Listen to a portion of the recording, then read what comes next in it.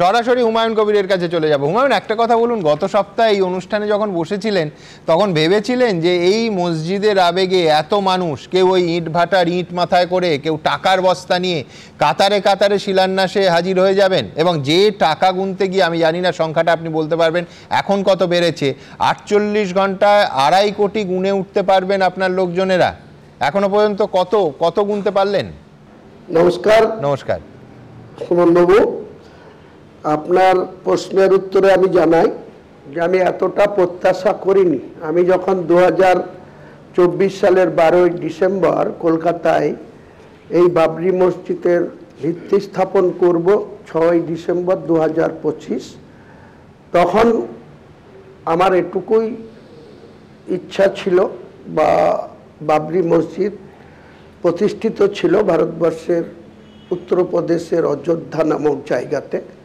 সেটা যখন 1992 সালের 6 ডিসেম্বর ভেঙে ফেলা হয়েছিল, তখন ভারতবর্ষের প্রধানমন্ত্রী ছিলেন পিভি নরসিংহ রাওজি, এবং দিনের আলোতে কিছু কর সেবকরা, মুরলীমোহন যোশী এবং এল.কে. আদবানিজির মদতে সেই কর সেবকরা, না সেই ইতিহাস আমরা জানি, কিন্তু আমি বলছি আপনি তো মানে নিজে কি ইতিহাসে নাম তুলতে এই উদ্যোগটা নিলেন, যে ওই ইতিহাসের সমান্তরাল ইতিহাস আপনি মুর্শিদাবাদের ইতিহাসে নিজের নামটা প্রতিষ্ঠিত করবেন?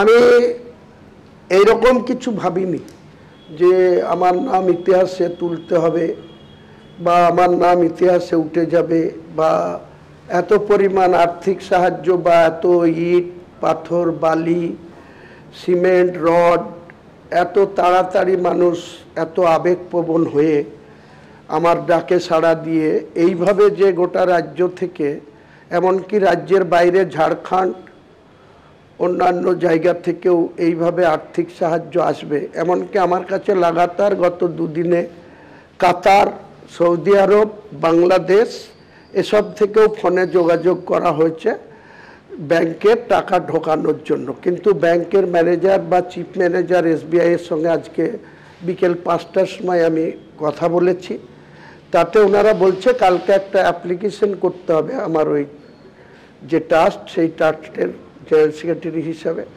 আমাকে, যেখানে আদার কান্ট্রি থেকে এই ব্যাংকে টাকা আসতে পারে, ওদের কিউ একটা সিস্টেম আছে, সেটাকে অ্যাক্টিভেট করে দেওয়ার জন্য।